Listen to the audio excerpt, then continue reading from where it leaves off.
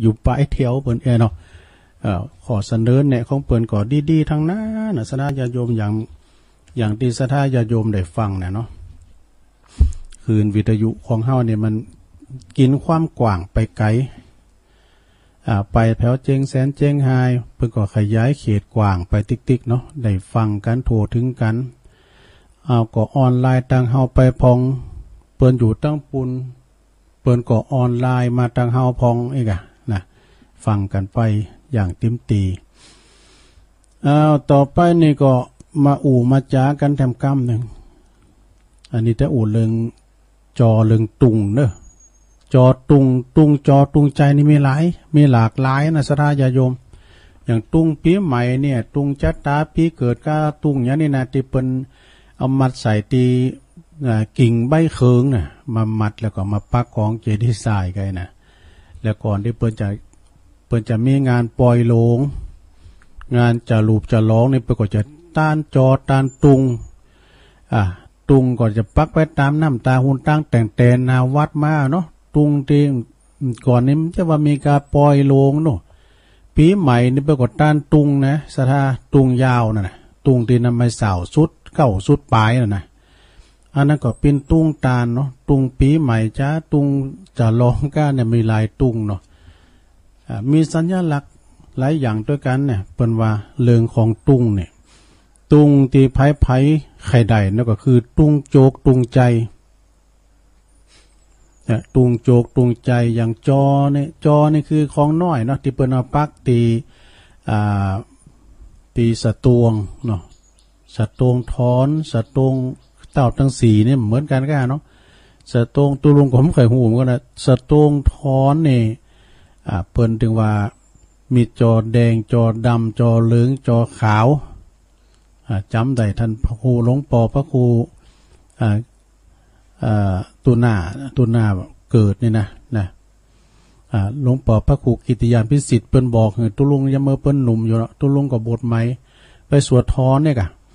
ขาวเนื้อเหลืองไตแดงวันตก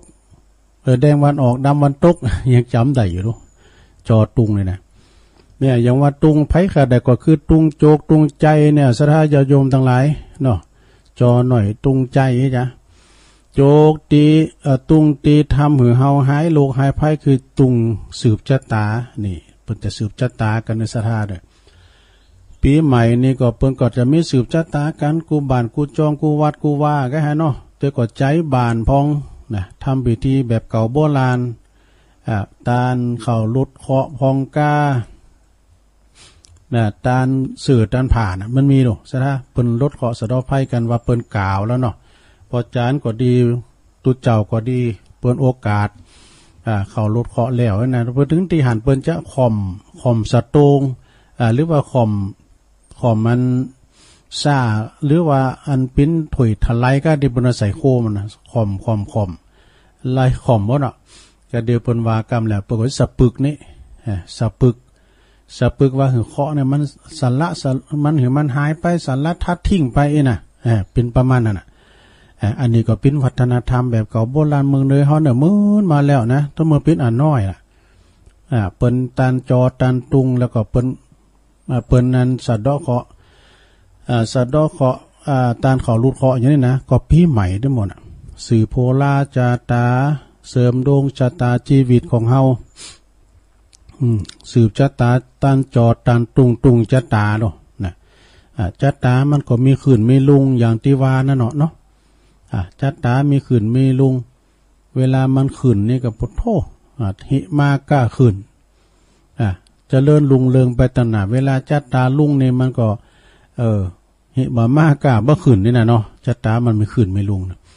แล้วก็ตุงหมายถึงการมรณะคือตุงแดงเนาะสถานเนี่ย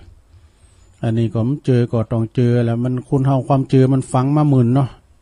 เวลาเปิ้นตายก็ไปอุบัติเหตุก็ตัดน้ำตาต่างๆเนี่ยก็เคยไปนะไปสวดเป็นสงฆ์พิธีสวดถอนน่ะซ้ำเตอนี่มันค้างถนนเพนาตุน่ะแล้วก็ไผอย่าไปจุกอยู่หันแล้วรถโซนไปโซนมาเนาะก็เอาแจงมาหน่อยเขาก็แปดมาแล้วมาข้างต่างให้หน่อยกะ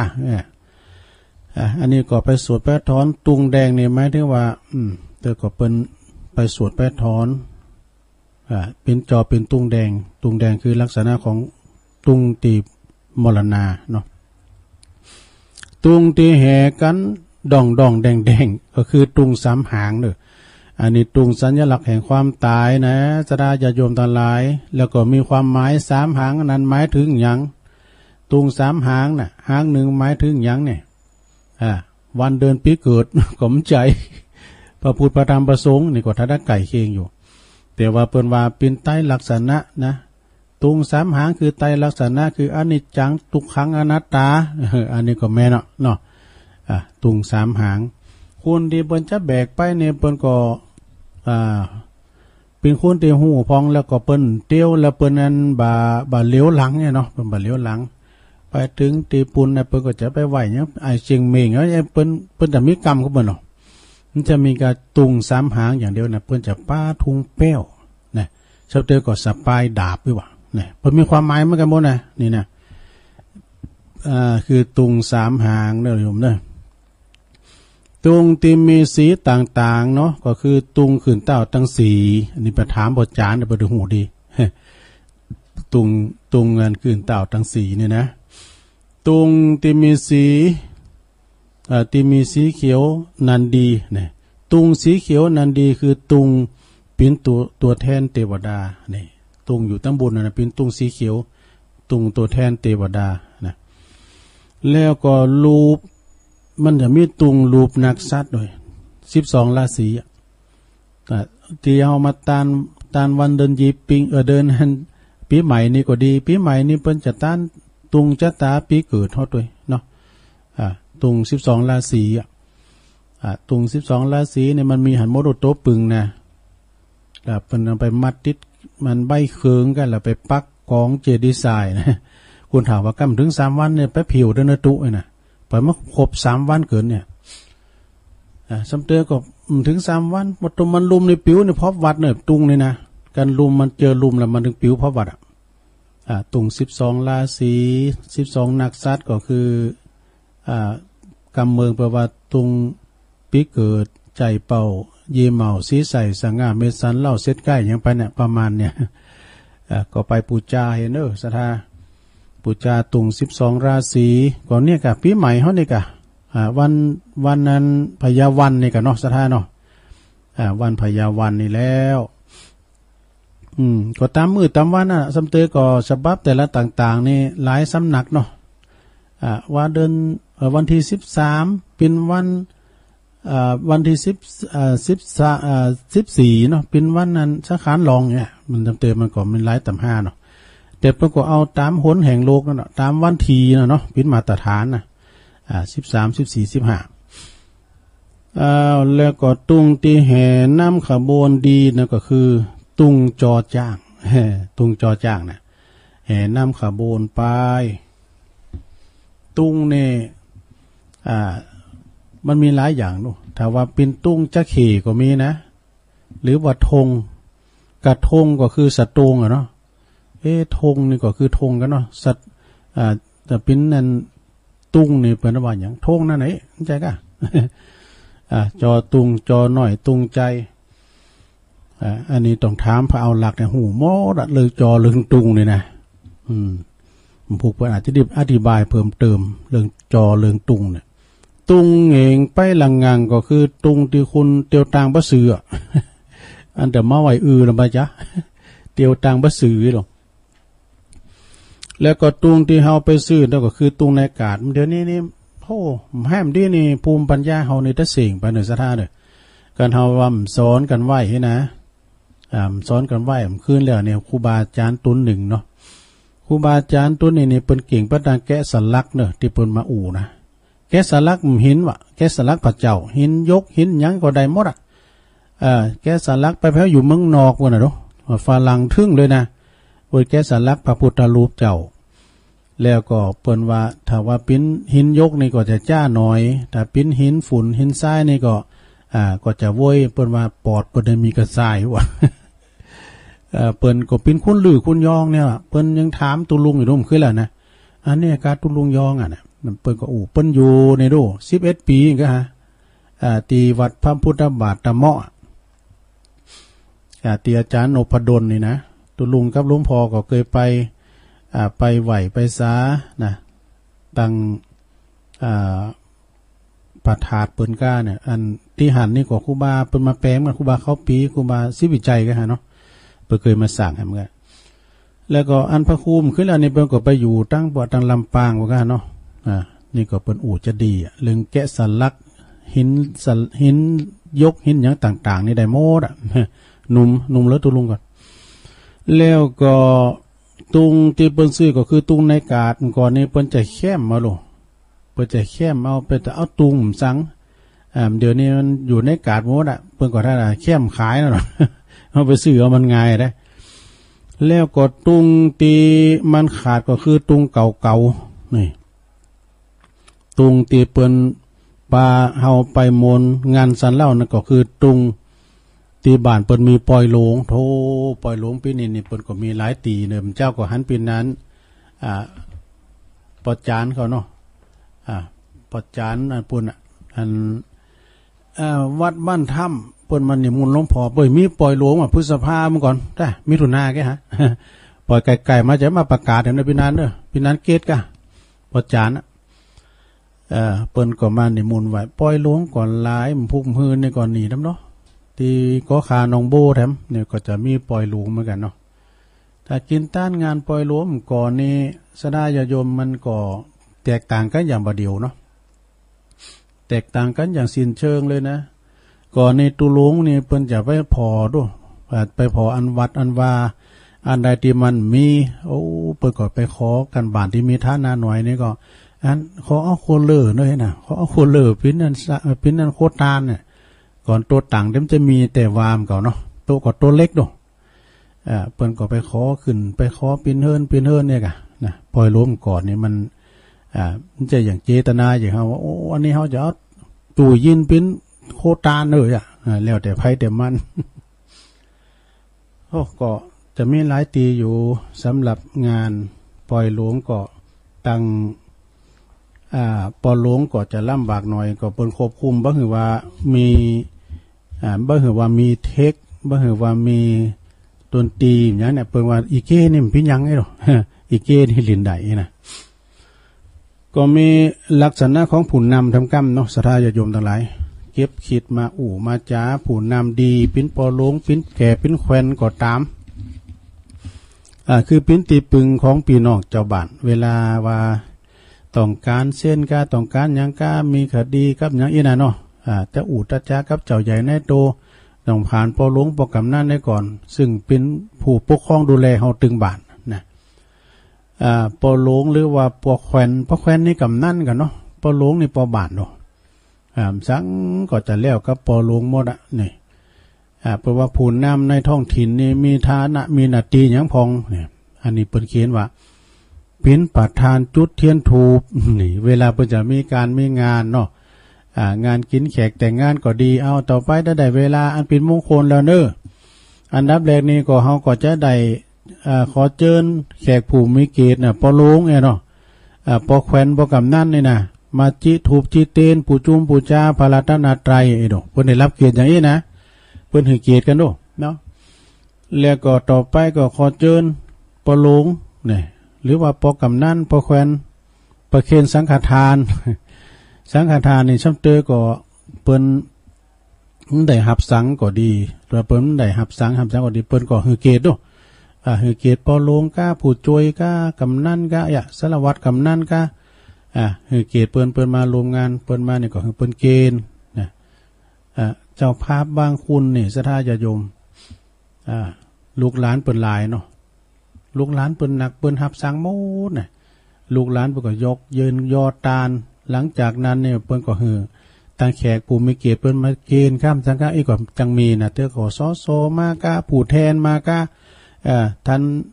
นายกมากะอีน่ะเปิ้นก็ยกยอให้เปิ้นให้เกียรติเปิ้นเนี่ยเนาะแล้วก็บริการคุ้นโต๊ะคุ้นต่างเก้าอี้สูงวัดแม่นหมดศรัทธาญาติโยมทั้งหลายนะใจปอหลวงก็ผู้ช่วยอันใจผู้ช่วยก็กรรมการวัดเนี่ยช่วยกัน กับตั้งงานสังคมงานสังคมเนี่ยมันมีหลายนะสถาบึดบ่อนไต่บึดบ่อนเนื้อการเสียงมันทบออกก็ไปทำแล้วเนี่ยในงานสังคมมันต้องช่วยเหลือเฟื่อไฟซึ่งกันและกันอันนี้ก็เป็นการคุ้นโต๊ะคุ้นต่างเก้าอี้มานั่งต่างโต๊ะต่างเต้นก็เข้าในปอโลงหมดนะ สั่งการไปให้ลูกน้องไปเอารถไปเอาโต๊ะเอาต่างเอาเก้าอี้มานั่งเอาเต้นมากางแล้วก็แล้วงานแล้วก็เก็บก็อยู่ในปอโลงเขาผู้ช่วยกระโมนะว่าบันไดเนาะซะได้เนาะว่าบันไดเมืองใดลองปอโลงมาแล้วเขาเดือดทั้งหมดอ่ะ แล้วก็ต่อไปนางขัดลายจือนี่นางขัดลายจือ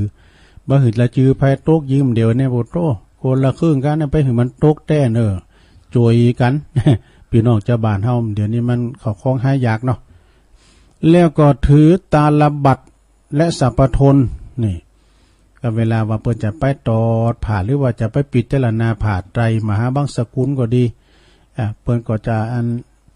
เจิญปอหลวงเจิญปอกำนั้นนะไปตอดผ่าเนี่ยตอดผ่าหรือว่าจำเติมเปิ้นก็กำนั้นไปก็เปิ้นก็มอบพัดมอบวีหือกับสวาตุเจ้าให้กายนะ อันนี้มันจะได้จื่อจำไว้ว่ากันเป็นปอหลวงกำนั้นเป็นผู้ช่วยก็ดีถือตาลบัตรแล้วก็สัพพทนซึ่งก็เป็นงานอยู่แนวหนาเหมือนกันนะแล้วก็ทำตนเป็นโคศกในปัจจานี่สัทธาญาติโยมลองฟังว่าเหรอพอหลวงแต่ละตีนะเพิ่นอุดีทั้งนั้นนะซะนะอย่างที่หลายปีเนี่ยตามไม่พอหลวงนี่ก่อนนะโอ้ในกล่าวเป็นโคศกพิธีกรพิธีการด้านในสุสานปัจจาแล้วหลายตีนะตั้งไต่ตั้งบ้านหุ่มกับพอหลวงนันค่ำเขาก้านี่เป็นโคศกไปในตัวน่ะเป็นตึงจานถึงเป็นตึงปอหลวงเป็นตึงโคศกไปในตัวแต่เราว่าอันนี้มันจ้างเนาะมันควรละอย่างแต่ปอหลวงเปิ้นก็หูจักคุณหนักตัวก็ปึงที่ว่าเปิ้นประชาสัมพันธ์เป็นโคศกในป่าจ้านี่คือว่าเป็นเกตครับเจ้าภาพตัวนะแล้วก็ทอดผ่าบางสกุลผ่าไตรนี่แน่นอนกะต่อไปก็ไตสุดท้ายขอเชิญท่านปอกำนันก้าเนี่ยท่านปอหลวงก้าผู้ช่วยก้าเนี่ยทอดเป็นคุณสุดท้ายทอดผัดไตรมหาบังสกุลแล้วก็จุดไฟเผาผี อันนี้นี่มีแต่นะเนาะปอหลวงบันไดบันนันเหนือนี่นะต่อไปก็ขอเชิญปอหลวงมาจุดไฟแค่บอกไฟหล่อเขาประสาท หมู่เฮายืนไว้อะไรเลยแล้วก็ตกจิเตอเจียนนั่นนี่ที่ไฟเป็นผู้ที่จุดไฟเผาผีแล้วก็เป็นสารถีส่งตุเจ้าเนี่ยบางตุนบางคุณในนาโปโลงนะเล็บหมดตั้งแต่ส่งตุเจ้าฮับตุเจ้าหมดเพราะว่าเปิ้นเป็นน้อยเป็นนานมาก่อนนะเปิ้นเป็นตุเจ้าเก่าเปิ้นหูตังว่ากันไปตุลุงก็เคยมีเหรอกำปีกมามีรถเดียวปีก รถนี่ถ้าว่าไปฮับแล้วก็เติมมันซับปีนกันนะเนาะเติมก็เปิ้นสันล้ำกันไม่ของเติมเดียวปีกก็มีเนาะทุกเจ้าสุดท้ายนะโลเนอร์สุดท้ายกินข้าวเฮินยินเนี่ยปีกไปกินข้าวเฮินยินมา อันนี้ก็อันลักษณะของผุนนำที่ดีเนาะตีปอหลวงเขาก็ดีผู้ช่วยปกำนันเขาก็ดีเนาะที่เปิ้นอยู่กับสังคมอยู่กับพี่น้องเจ้าบ้านเนี่ยก็ถือว่าเข้าถึงประชาชนเข้าถึงพี่น้องเมื่อรับภาระนักกำแล้วนะคุณถึงบ้านได้คือมันเหมือนคุณคนเดียวนี่มันเป็นไปไม่ได้นะสดาญาโยมเนาะคุณนั้นจะเอาอย่างนั้นคุณนั้นจะเอาอย่างนี้สมเด็จก็บาดหมางกันก็มีก็อดเอานะเป็นบ่หลวงนี่ซองเสยอดูตู้หลวงก็เหมือนกันนะดีก็มีในหันบ่ดีก็มีในหันนั้นแล้วเนาะแต่ว่าไปก็กำอู่ก็ตึกเสียงก็แหบก็แหงมาเฮาก็จะเปลี่ยนบรรยากาศเปิดสายดีกว่านะลุงเนาะนะโทรก็ขอมาประคับประคองให้มันเสียงเวลาไปวันนี้นี่หมูปิ้นจะได้นะสวยซ่าไปหน่อยเฮ้ย เจอกันจัดให้มันแล้วไปเป็นวันไปเจ้าก็อันขอบคุณทางทายประจันเน้นหลักว่าโทรมาเห็มเดียวเนี่ยอีโดบืดนี่มันอันจะบดตานปื้น เต้นอยู่เนอะสายมันจะห่างนะตอนชั่วโมงที่2นี่นะแต่ว่าไปจะโทรมาก็0 8 0899556506เจ้านี่จัดปูนจัดตี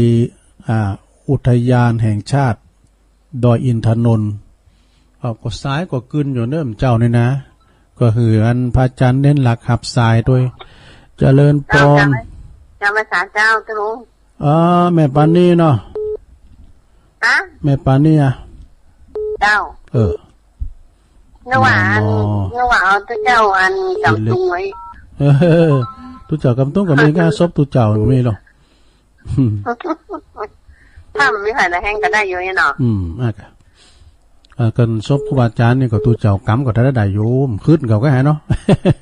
เจ้าอันตังแม่นตลุงขอนี่อันเพิ่นจะมีหวานที่เวลาเขาอันเข้าไปป่าแล้วถ้าออกมาอันตู้ผ้าเป็นอยู่นอกประตูแล้วก็เอาน้ำขมิ้นตมปล่อยแผลเทศภาอยู่น้องไหนกันเพิ่นอยู่ไหนก็อยู่ป่าอยู่ไหนก็อยู่อันตากประตูประจ้า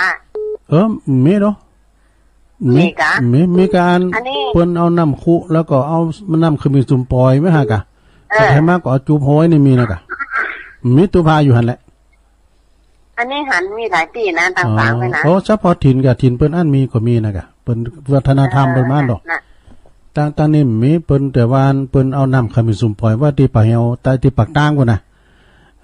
การไปก็กวัดจูบหัวกำในการในขี้เหล้ากับมันเมาเนาะคนที่มันก็จะเอามือนั่นน่ะแล้วมันสั่นหลามเอาตีนมาจุ่ม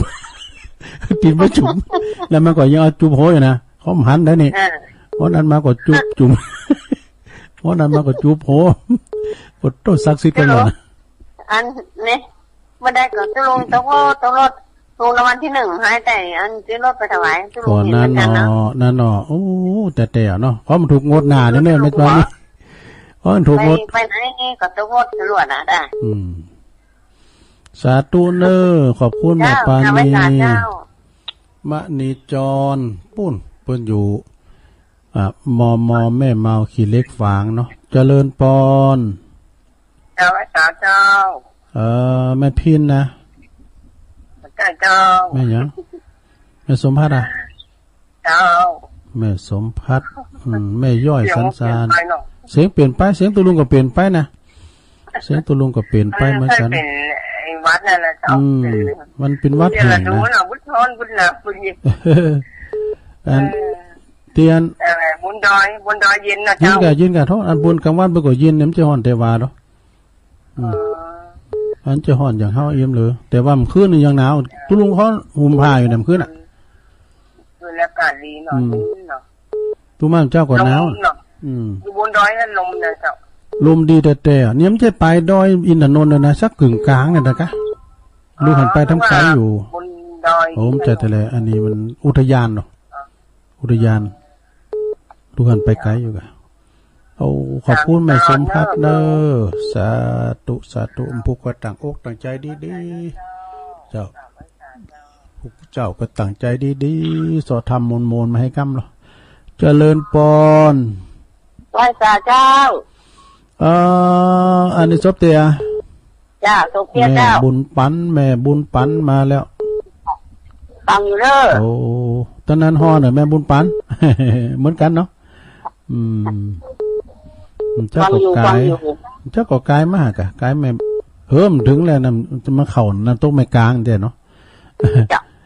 มาตอนนี้กะมาตังน้องหายเนี่ยกะลูกอันดอยอินทนนท์มาขอบคุณแม่บุญปันได้หลายเนอะศพเตี้ยอันนี้ก็ตุปิ้นกระทอนกระแทนไปหน่อยวันเนี้ยเพราะว่าเน็ตมันรุดเจ้ามันดักไปกำเจริญปอนการไว้สาเจ้าก็ลุง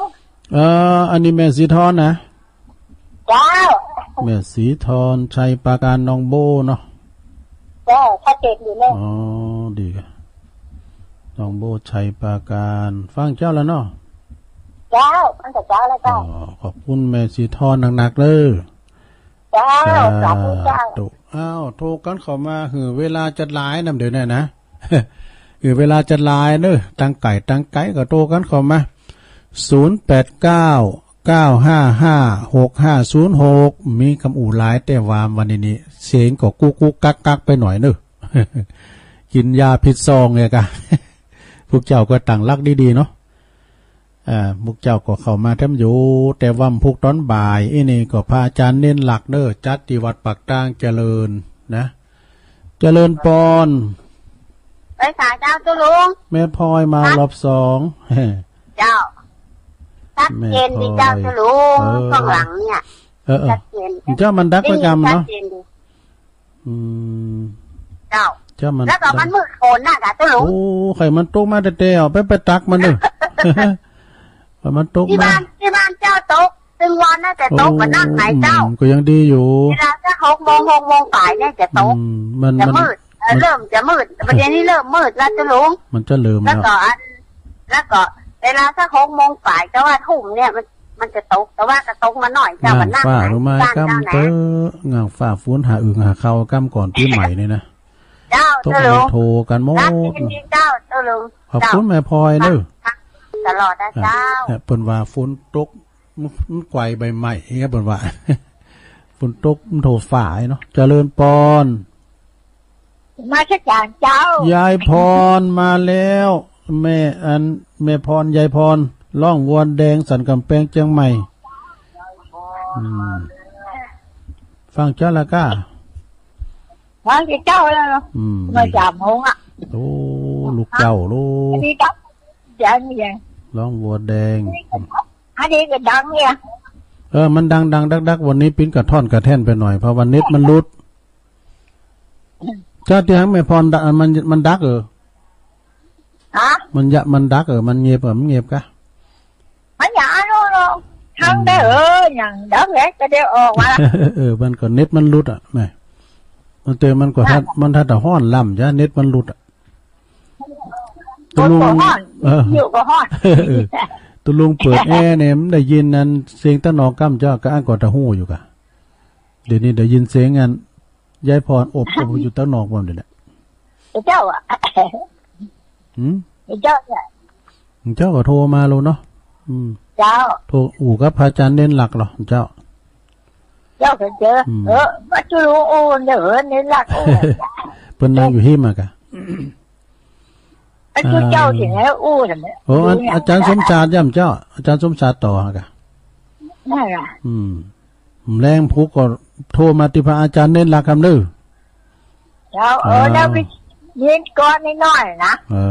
เอาโลกาฟอยดูเอาเลยถ้าการก็จะอ่านถ้าประกันก็ไม่ได้ลองพอเหรอไหนๆก็ตั้งใจแล้วเอาลองพอก่อนชีวิตแม่มีแต่ให้ไม่รู้จบรักเคารพแม่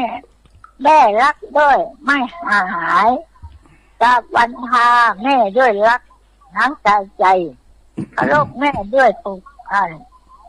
เป็นแบบอย่างให้แก่ลูกเดินทางถูกถึงที่หมายได้ดังฝันประสบโชคมีสุขทุกคืนวันเป็นมิ่งขวัญทุกให้ลูกร่มเย็นขอประสบคนทุกเป็น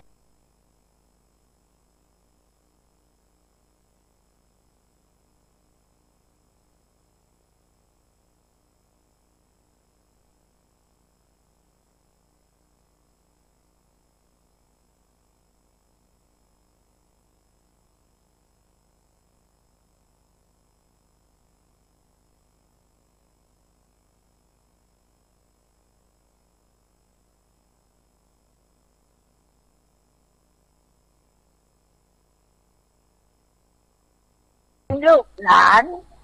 ให้จบเอาวันหน่อยขอบคุณยายพรหลายๆเด้อสาธุมันแล้วใจเปิ้นเนาะเปิ้นตั้งใจไว้ละ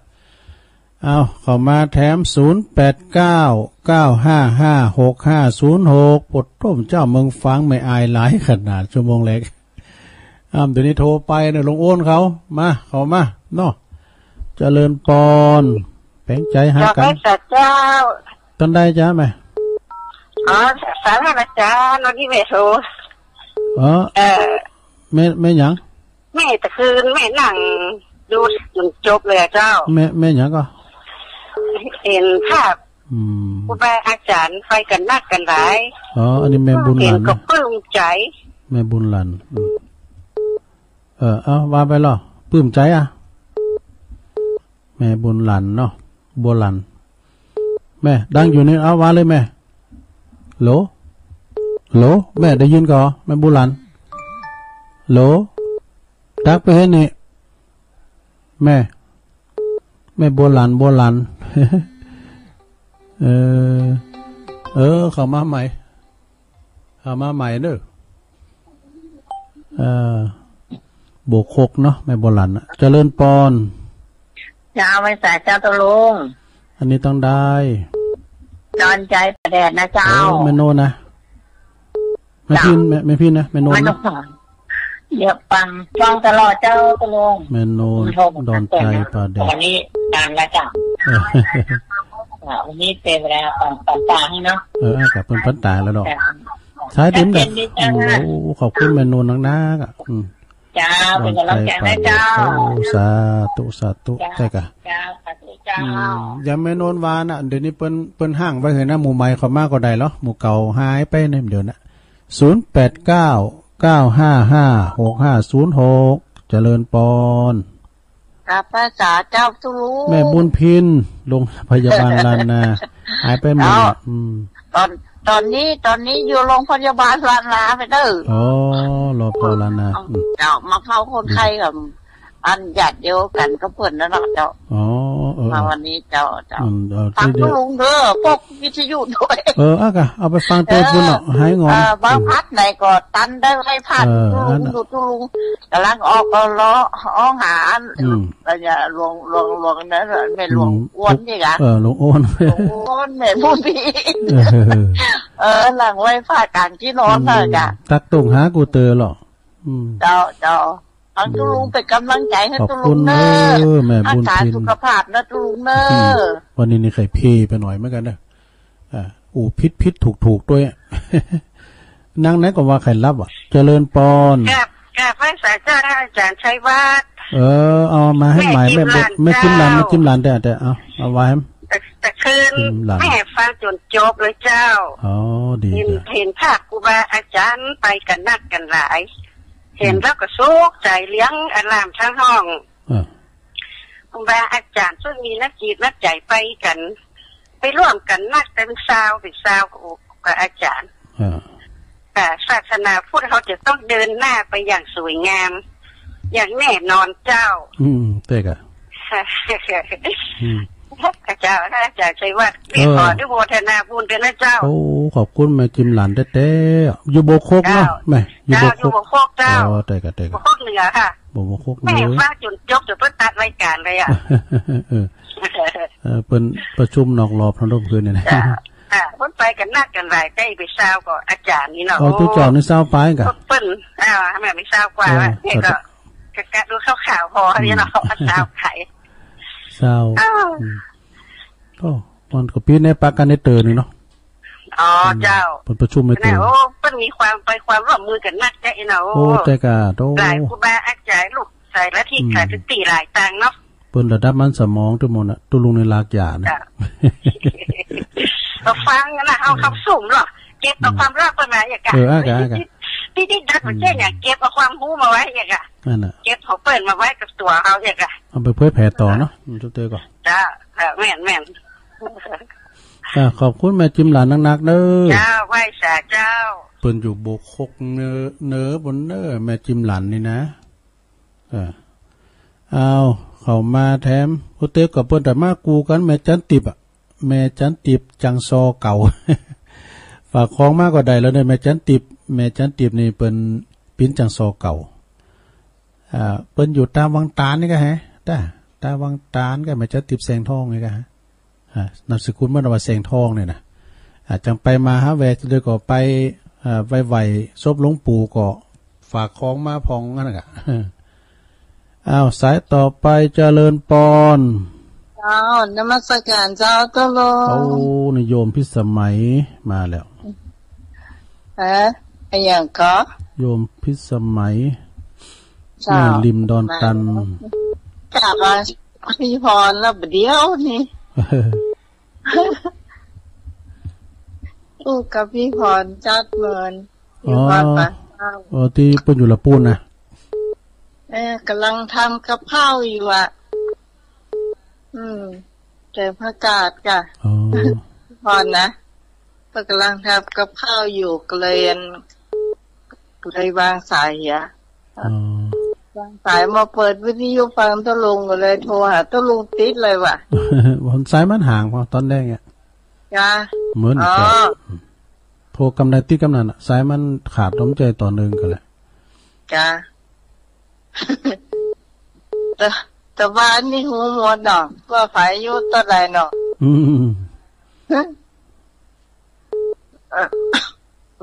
สุภาเถอะเจ้าขอบคุณหลายๆเด้อโยมพิสมัยดอนตันจากแม่ริมเจ้าฝากความก็ตึงหาปุ้นหรือเนอะไม่น้อยเนอะไม่น้อยปลาอายนะเจ้าหีบทองเนาะสันโป่งแม่ริมยาเพื่อนเอายามาเฮ้ดีขนาดเลยตัวลุงดีละยาเพื่อนนะเจ้าสาธุสายต่อไป0899555656เนี่ยสายตั้งปลายนี่จะเผียวปลายหน่อยนะจะห่างหน่อยพระจะโทรมาแสดงความคิดเห็นเช็คคืนเช็คซ้ายก็เข้ามาตางจุยตุลุงดูตุลุงก็มดเฝ้าเหมือนกันน่ะวันนี้มันติมร้อยนะวันนี้นะสีเฉยชาไปหน่อยนึงเพลำบากจ้านางไหนก็จะรับเนี่ยมคืนก็รับจัดดีมเก่านะแล้วก็คืนบึดก็จะไม่ได้ลืมได้ฟังหลวงปอวัดห่างต่ำก็เนาะวันพัดพระครูนิวิตศรีละสังวรเจ้าคณะอำเภอเวียงป่าเป้าวัดห่างต่ำเจริญปอนโหลติดแล้วอยู่ตั้งใดปอออกคงอยู่นี่ไกลเกินอยู่บ้านยังเขาอยู่ที่เขาเลยล่ะ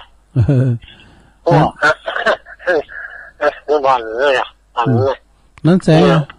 นั่นแสงอ่ะผมจะอยู่ไหนบ้านไหนบ้านแค่บ้านดอนเนื้อบ้านดอนเนื้อบ้านดอนอยู่เลยแค่ฝางแค่โอ้อยู่ฝางคนนั้นน่ะแม่เนี่ยปอหยังก่อนนี่ปอหยังคำปอคำเนาะอยู่ฝางเนาะครับคำอยู่ฝางปอจิกเนี่ยปอจิกปอประสิทธิ์ปลืมเริ่มเดี๋ยวนี้เปิ้นอนุมัติแล้วเด้อจะได้ยาตาเตียวไปเปิดจะแปลงศาลาแปลงเจดีย์แล้วเด้อตีดอยนางแก้วพอคำฟังเจ้าแล้วเนาะชัดเจนเนาะพอคำครับชัดดอยชัดขนาดนั้นเนี่ยขอบคุณพอคำหลายๆเด้ออยู่ดีมีสุขเด้อโอ้สาธุพุกเจ้าก็โทรมาแถมพุกก็โทรมาแถมเจริญปอนรู้หลวงพ่อมันนี่ติดโทรมานี่เนี่ยมันเต้นได้ดูก็เดียวกันแกก็เต้งไว้ฮะหลวงพ่อมันนี่ติดโทรมาอีกก็เดียวก็มาแล้วกันแค่เดียวฟังเสียงหลวงพ่อใช่ไหมแม่โพพัดต้นซ่านเนาะตรงมันหลังนับแต่ดูจ้ะฮะแต่มันหลังนับอีกสายมันวางนะวะเนี่ยสายมันวางมันอากาศมันห่อนเกินเนาะเจ้าก็หวานตูงมันขึ้นจากตรงสีนะตูงมันมีหลายสีนะรู้น่ากันตูงมันหลายสีอันนี้ก็เอาสีแดงสีขาวสีดำสีเหลืองนะขึ้นจากตรงสีเขียวไปโจทย์ครับเจ้าสีต่างๆนะอันนี้เป็นเคยจัดขั้นต่างจัดอันจัดจอจัดตุงรู้แม่โบพัดเนี่ยแต่เจ้าของเคยแต่งหรอกแต่ตัวเงินถ้าตุงถอนนี่เป็นสีขาวมดถ้าถอนนี่นะถอนนี่สีขาวมดอ่ะสีขาวนี่เป็นสีขาวมดถอนถ้าคือตั้งสีเป็นสีดำสีแดงสีเขียวนี่เป็นชัดอยู่ตรงกลางนี่นะโอ้โหนี่นะคุณตุงคุณจารสีถ้าเกิดตัวอันถอนนี่เป็นสีขาวมดแค่นี้กันหลวงพ่ออันตุลุขอบคุณแม่บุพัฒน์เนอสาธุคือเพิ่นอู่มันๆน่ะสายมันห่างด้วยเนาะ วันนี้ก็ตั้งนอกตั้งปางก็สีมืดสีคืมเหมือนกันเนอสถาเนี่ยตัวลุงผอออกไปตั้งกระจกหลังตั้งนอกเลยนะเจ้าแดดจะเดียมเดี๋ยวนี้สีมืดมาโอ้วันนั้นเนี่ยว่าจะเอาแต่แล้วนะฟ้าห้องกระลึงเนี่ยการไปแป้งห้องหล่อกุฏิน้อยจะดี มันตะแกนจ้ะหนังนักข่าวปืนโฮงน้อยก็อ่ะเป็นว่าไปแป้งห้องหล่อให้ก่อนในแกนไม่แล้วมันตกซะกันตกมากำเตอก่อนปีใหม่เนี่ยนะเนาะสถาญาโยมทั้งหลายเมืองฟ้างเป็นหลายหาแล้วเนี่ยแล้วก็ที่มันลุมกันอย่างตั้งอีสานของขดายนะปุถุคณะเสาไฟฟ้ายังปุดนะสถาก็เลยว่าลุมมันแห้งแต่นะเสาไฟฟ้าก็ปุดอ่ะนะตั้งนี่ก็ผลกระทบเหมือนกันเนอะตั้งเมืองฮอดเนี่ยนะไว้สาท่านอาจารย์นิพนธ์กราบนมัสการครับโอ้ครับผมขอบคุณเนอะที่โทรมานะแม่แสงก็กำลังฟังอยู่นะเงียงหูฟังทางวิทยุนะแม่แสงสมรูปเนาะแม่แสงแม่ปันแม่สมศรีอยู่ปากคาหั่นเริ่มที่สมัยเข้ามาแล้วเนาะเริ่มที่สมัยก็นึกว่าไม่สบายเห็นเงียบไปโทรไปหายแทบก่อนฝากแม่แสงสักหน่อยเอาเลยมันว่างเมื่อกี้นี่ครูบาครับเมื่อกี้เนี่ยโยมพรแกอ่านก่อนเนี่ยกำลังอ่านเพลินๆนิดนึงหายไปประมาณสัก30 วินาทีจบพอดีเสียงเข้ามาคืนหายไปนิดนึงเลยฟังไม่ทันก็แก่ตัวเนาะครับผมอ่านต่อแล้วกันเนาะครับเอาเลยครับนิมนต์ถนนทางตาฝั่งโยดโทษไปเรื่อยคนมันเฉื่อยเลื้อยเหมือนงูดูสับสนฟ้าก็แม่ฝนก็ตกทางวกวนเรื่องของคนเป็นมนุษย์สุดประมาณจะทำการสิ่งใดหนอรอเดี๋ยวก่อนขอพักผ่อนอีกสักนิดจิตฝันหวานเดี๋ยวก็เสร็จเดี๋ยวก็ถึงชอบดึงนานให้มันผ่านเลยเวลาช่างน่าอาย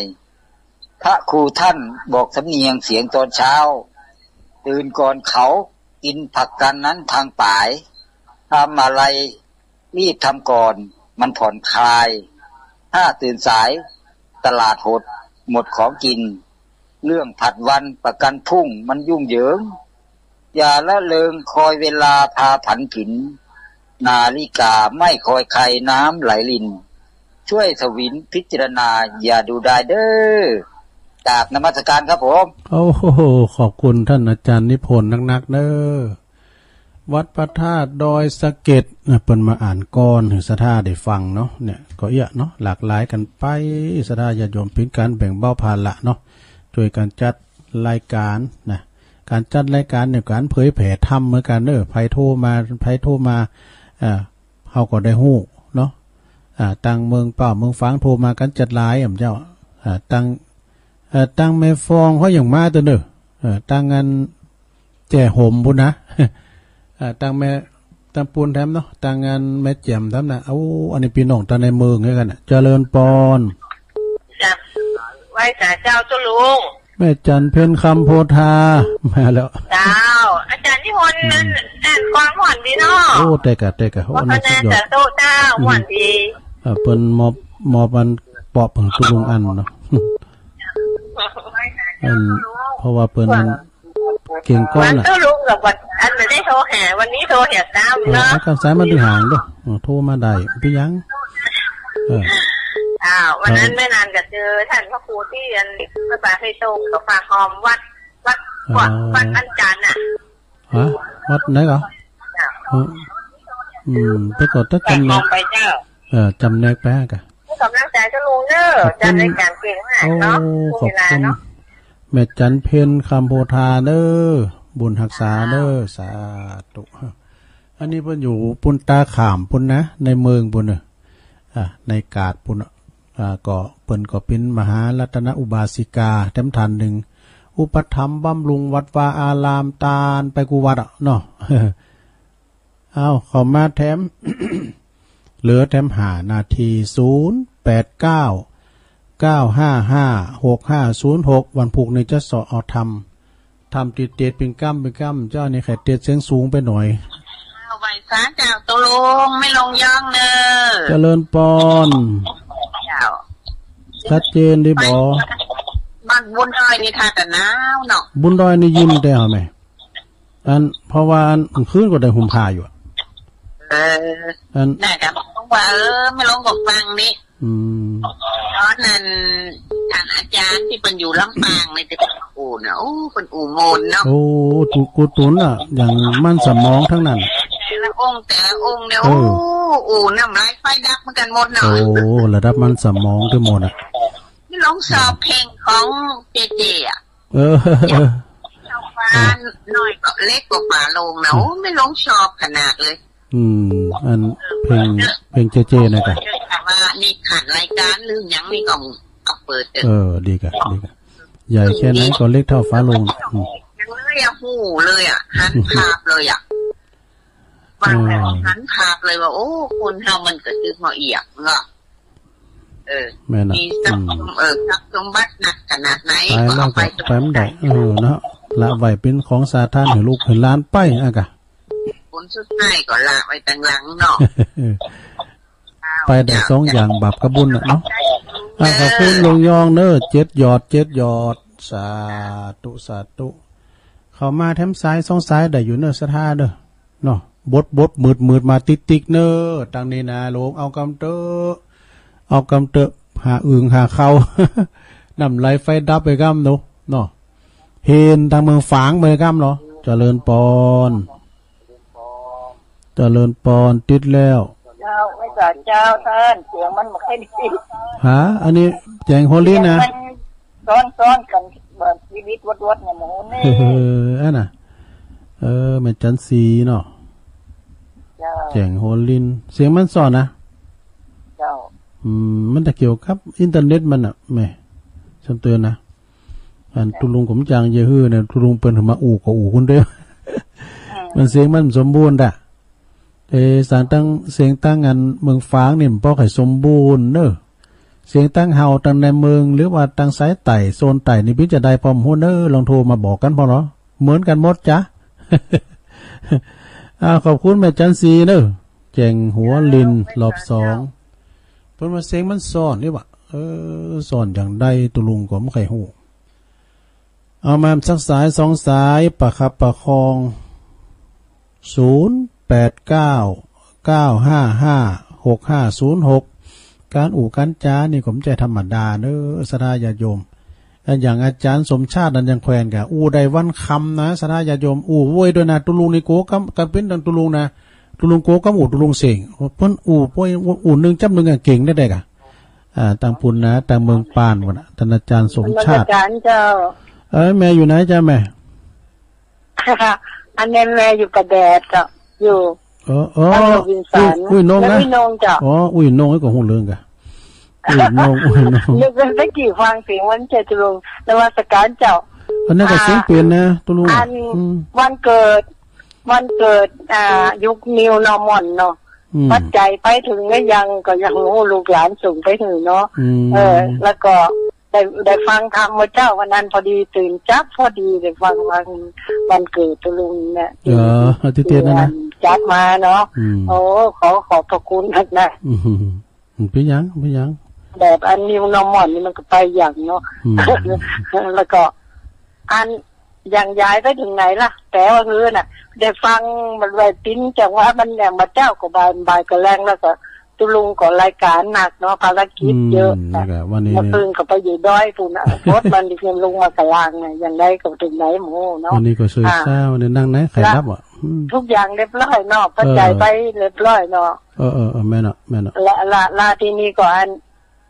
ยังย้ายอ่ะที่เพิ่นอู่กันอ่ะมันข้างไว้วันนั้นได้ยินกรรมแล้วก่อนไปถึงไหนแต่ว่าคือละยังย้ายเนี่ยต้องถามแม่น้อยเนาะ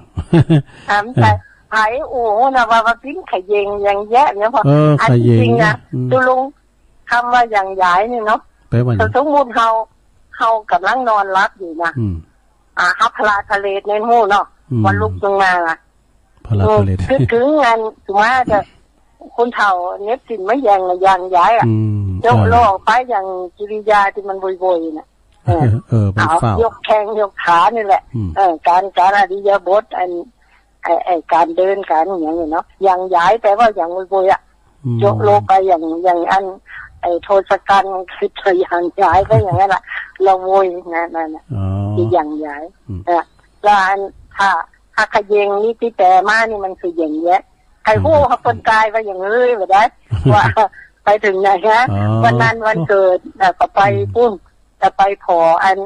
สะพานขาวว่าอันอย่างก็โคขาวที่เป็นเจ้าเขาลำปางน่ะอันเคยหันอันคือว่าตอนนั้นกำลังเขียนถึงคือว่าเจ้าเขาอาจจะขึ้นรถไฟไปมันเป็นโคขาว2โขหนึ่งมันมีทางรถไฟแถมโขหนึ่งมันหนีมันอันใดสิ่งใดแต่ว่าเพิ่นจะออกกับปูนี้ไปมันก็จะไปอันไอ้น่ะอย่างก็ตีสะพานขาววันในทาชมพูอ่ะเนี่ยเป็นว่าเป็นสิ่งมันก็เลยว่าสะดุดแล้วก็เลยไปแอวต้องปูนเหวันเกิดวันนั้นละอ่อนเอาไปแอวเตียนทาชมพูก็แต่ยังก็เหมือนเก่าก็แล้ววัดการว่าได้อูว่าละอ่อนพัดใจเล็ดร้อยแล้วก็ได้บุญได้ฟังอันขอบคุณแม่เนาะวันนั้นเนาะก็ขอบคุณยินดีนะแม่จัดฝันให้เนาะกำลังแตกได้อวยพรได้กำอวยพรคือทางวิทยุนี่เนาะมีน้องวันมันดีสบายอีกโน่นการโน่นเนาะก็แปลว่าจัดฝันอยู่ว่าเอาทำบุญพระทานอันสั่งว่าอย่างนั้นจะลุงเนาะแล้วก็ต่อไปเกิดไม่เกิดก็แล้วไปนะขอบพระคุณมากมากโอ้โหจำไว้ขอบคุณเลยอันภาษาพระนี่ใครงงเราหน่อยใจจบเวลาตุลุงพอดีก็ขอบคุณครูเสงครูสายติโทรมาวันนี้ก็ยังแม่ก็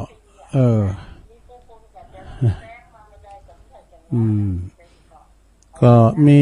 สายรอบ2นี่ก็มีแม่สมผัดแม่ย่อยสันทรายแม่บุญปันศพเตี้ยแม่ศรีธรชัยปาการแม่พลอยรอบ2นี่ยายพรหล่องวัวแดงแม่บุญหลันเนาะแล้วก็แม่โนนนี่อยู่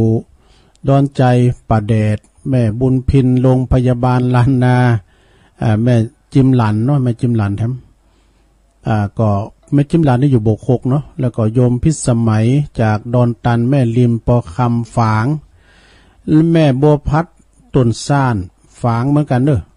แล้วก็อาจารย์นิพนธ์วัดพระธาตุดอยสะเก็ดแม่จันเพนคำโพธาแม่ลงย่อง